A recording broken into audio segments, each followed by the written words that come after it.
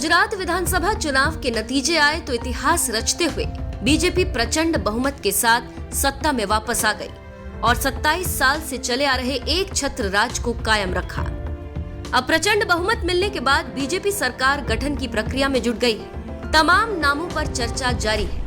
खबर है कि भूपेंद्र पटेल की नई कैबिनेट में 20 से 22 विधायकों को स्थान मिल सकता है, जिसमें 10 से 11 कैबिनेट और 12 से 14 राज्य मंत्री हो सकते हैं। फिलहाल सभी नामों पर विचार चल रहा है। बता दें कि इन नामों पर दिल्ली से आखिरी मुहर लगेगी। देखना दिलचस्प होगा कि किसे किसे नई कैबिनेट में जगह मिलती है। सूत्रों के मुताबिक सभी जातियों और क्षेत्रों को ध्यान में रखकर समीकरण बनाया जा रहा है। इसी बीच ये भी जानकारी निकलकर सामने आ रही है कि 2 नए और बड़े चेहरे को भी मोदी सरकार इनाम दे सकती है और सीएम भूपेंद्र की कैबिनेट में उन्हें जगह मिल सकती है। ये 2 नाम हैं हार्दिक पटेल और रिवाबा जडेजा। दरअसल इन दोनों ने अपनी अपनी सीट पर पहली बार में ही कमाल का प्रदर्शन किया। हार्दिक पटेल ने विरमगाम में बीजेपी को जीत दिलाई तो रिवाबा ने जामनगर नॉर्थ से भौकाल बुलंद किया। बता दें कि चुनाव से पहले ही कांग्रेस का दामन छोड़कर हार्दिक बीजेपी के पाले में आए थे, जबकि घर में कांग्रेस का माहौल होने के बावजूद रिवाबा जडेजा करनी सेना के बाद बीजेपी में ही आई और चुनाव लड़कर इतिहास रचा। ऐसे में हार्दिक और रिवाबा के जीत के आंकड़े भी जानना जरूरी है। हार्दिक पटेल और रिवाबा जडेजा का प्रदर्शन। हार्दिक ने विरमगाम विधानसभा सीट से 51,555 वोट से जीत हासिल की। हार्दिक पटेल को कुल 98,627 वोट मिले। हार्दिक ने आप के उम्मीदवार अमर सिंह अड़दाजी ठाकुर को हराया। आप प्रत्याशी को 47,072 वोट मिले। जामनगर उत्तर की सीट से रिवाबा जडेजा ने जीत हासिल की। रिवाबा को 88,119 वोट मिले। आपके उम्मीदवार को 34,818 वोट मिले।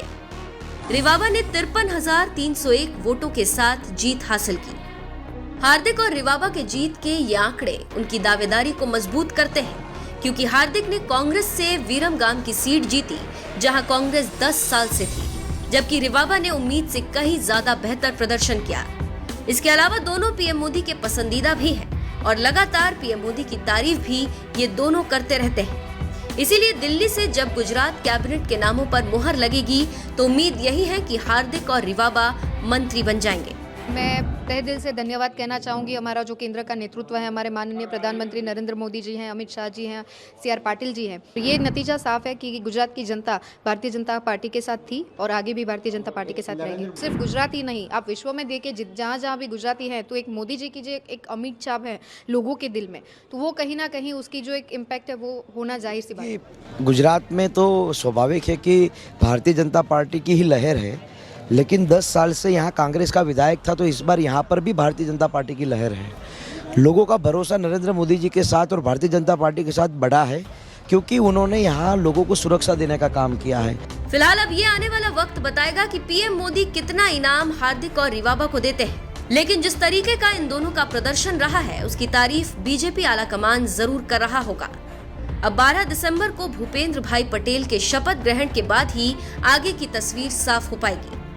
फिलहाल आप कमेंट करके बताएं, क्या हार्दिक पटेल और रिवाबा जडेजा को मंत्रिमंडल में जगह मिलनी चाहिए या नहीं।